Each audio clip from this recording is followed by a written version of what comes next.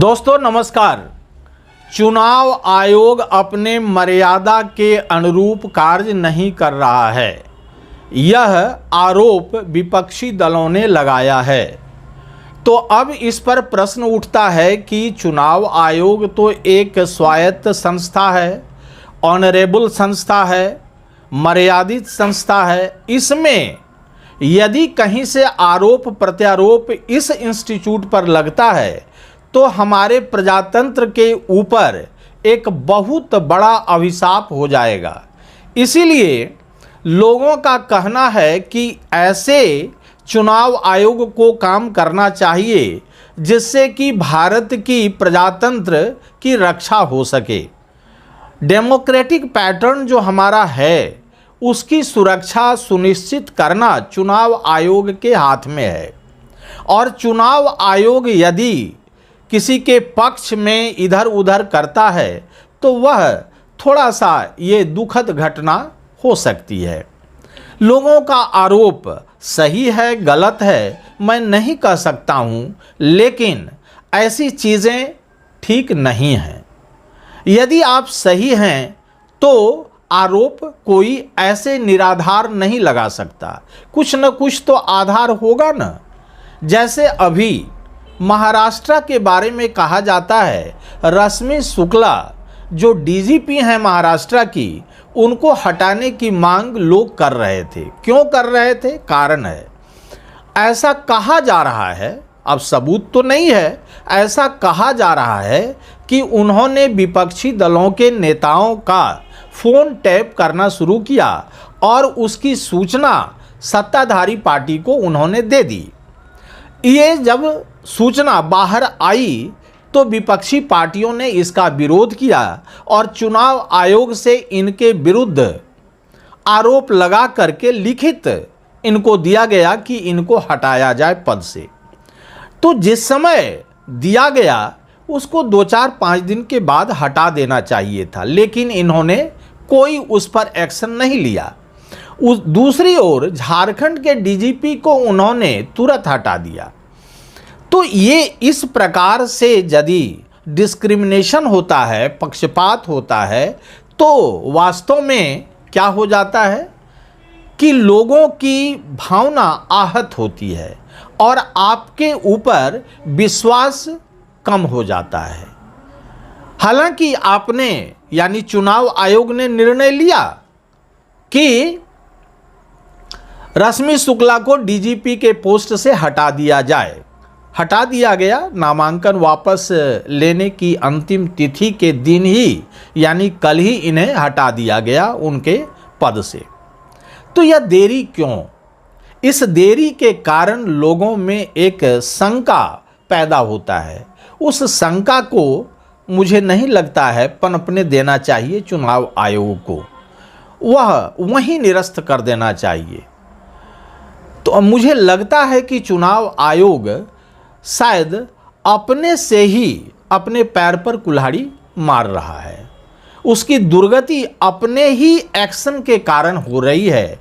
दुर्गति का मेरा मतलब ये है कि उनकी जो बेइज्जती हो रही है, अफवाह फैल रहा हो, क्या है मैं उसमें कुछ नहीं कह सकता हूँ, क्योंकि ये कोई फुल प्रूफ हमारे पास या किन्हीं के पास नहीं आया है कि चुनाव आयोग ने क्या किया नहीं किया। लेकिन लोग इंडेक्सिंग करते हैं, कंप्लेन करते हैं, आरोप लगाते हैं, तो ये सारी चीज़ें ठीक नहीं है। अब हम लोग आते हैं जरा महाराष्ट्र और यहाँ झारखंड के चुनाव पर बातचीत करेंगे। लेकिन इसके पहले कि हम लोग झारखंड और महाराष्ट्र के बारे में बात करें, आप लोगों से मेरा साग्रह सप्रेम निवेदन है, आग्रह है कि आप इस चैनल को आप सब्सक्राइब करें और यदि यह वीडियो आपको अच्छा लगे तो इसे लाइक करें और शेयर भी ज़रूर से ज़रूर करें। देखिए, महाराष्ट्र और झारखंड में एक ऐसी व्यूह रचना हो गई है विपक्ष के द्वारा जिससे लग नहीं रहा है कि किसी भी प्रकार से बीजेपी जीतने की स्थिति में है। पहले महाराष्ट्र की बात कर लें, तब हम लोग झारखंड पर आएंगे।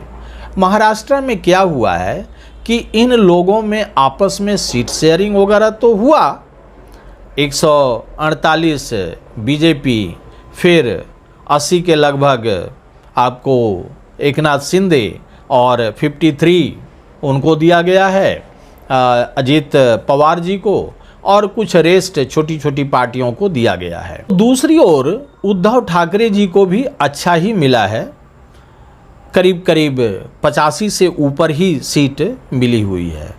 शरद पवार जी को भी सीट मिला है, इसमें दो राय नहीं है। तो सभी लोग आपस में हैं।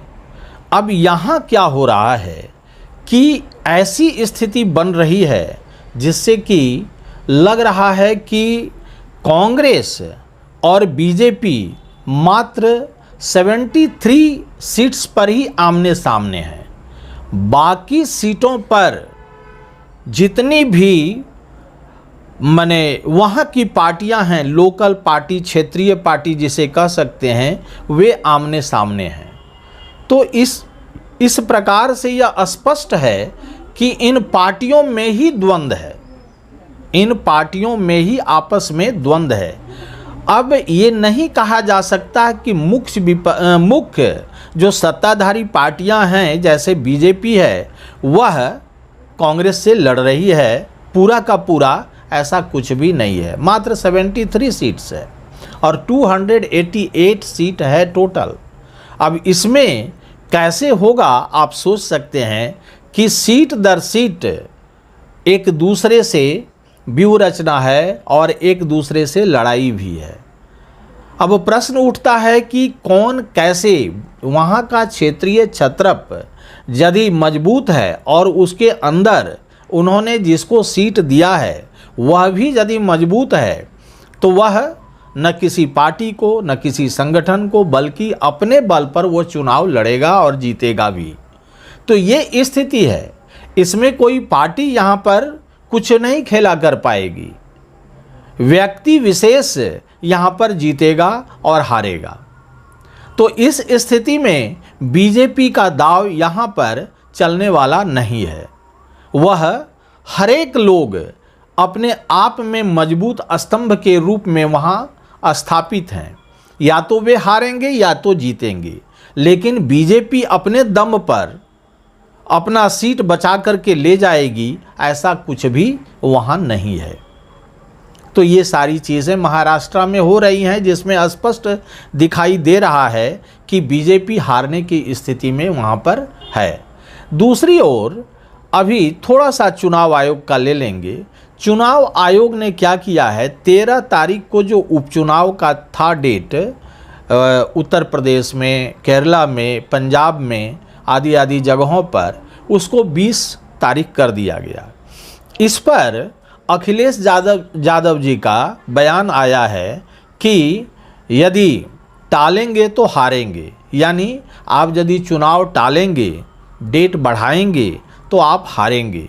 इसके बारे में उन्होंने कहा है, बड़ा अच्छा लग रहा है, एकदम युक्ति संगत स्टेटमेंट दिया है कि इन्होंने डेट इसलिए बढ़ाया कि छठ पर्व के अवसर पर बाहर से उत्तर प्रदेश के लोग और बिहार के लोग आए हैं, जो बाहर काम करने वाले हैं, मुंबई में, गुजरात में, कर्नाटका में, तो वे अपने घर आए हैं छठ मनाने के लिए।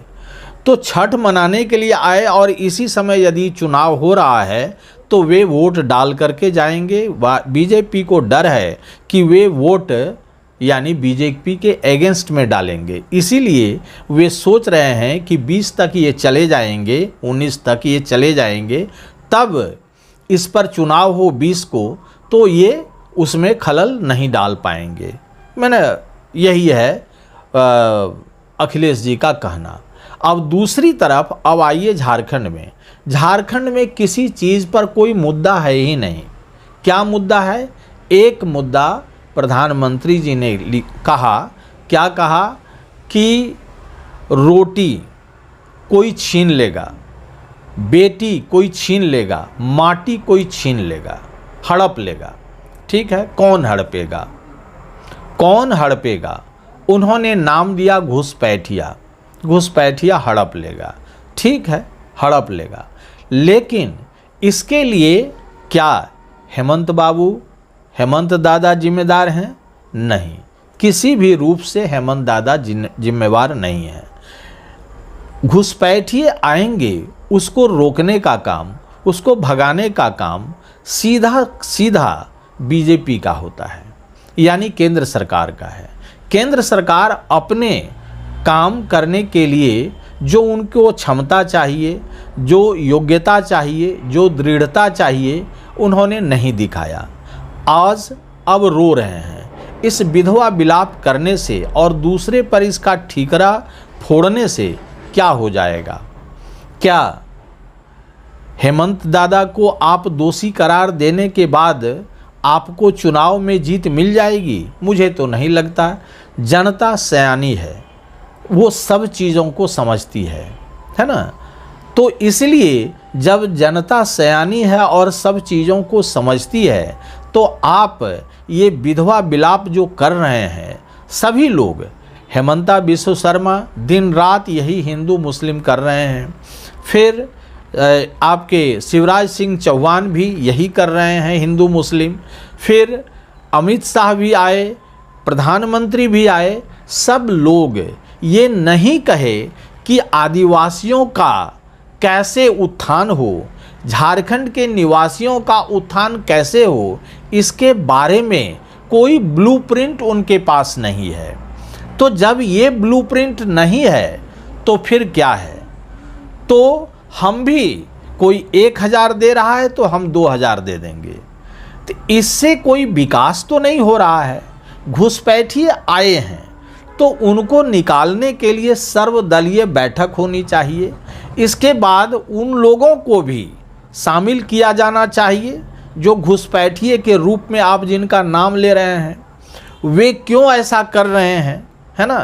तो ये सारे चीज़ों को लेकर के एक राष्ट्रीय स्तर पर इसका एक, है ना, खाका खींचना होगा, स्ट्रक्चर बनाना होगा और उसके आधार पर कुछ निर्णय लिया जाना चाहिए। सभी विपक्षी पार्टियां, सत्ताधारी पार्टियां, सब लोग इसमें मिलेंगे तब इसका निराकरण होगा। ढोल पीटने से सियार नहीं भाग जाता है। तो ये सारी चीज़ें हमारे झारखंड में, हमारे उत्तर प्रदेश में और हमारे वहाँ महाराष्ट्र में इसी प्रकार का खामखा ये सब किया जा रहा है। खास करके झारखंड में मुझे दुख होता है जब कहा जाता है कि घुसपैठिए आ गए, घुसपैठिए आ गए। भाई घुसपैठिए किनके द्वारा आए? ज़्यादा से ज़्यादा शासन तो आपका रहा, तो आपको एक्शन लेना चाहिए था, आपने नहीं लिया। तो आप दूसरे के ऊपर ये जो ठीकरा फोड़ रहे हैं यह सही नहीं है किसी भी रूप में। जनता 20 तारीख को, 13 तारीख को आपको चुनाव में इस प्रकार से पटकनी देने का मन बना ली है जो कि 23 तारीख को आपको पता चलेगा, इसके पहले नहीं पता चलेगा।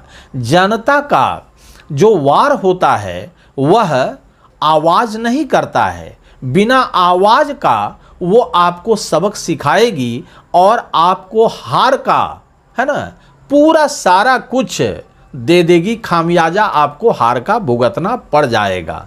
तो इस वीडियो में इतना ही। यदि यह वीडियो आपको अच्छा लगा हो तो इसे लाइक करें, शेयर करें और कमेंट सेक्शन में जाकर आपको यह वीडियो कैसा लगा आप मुझे ज़रूर बताएं। धन्यवाद।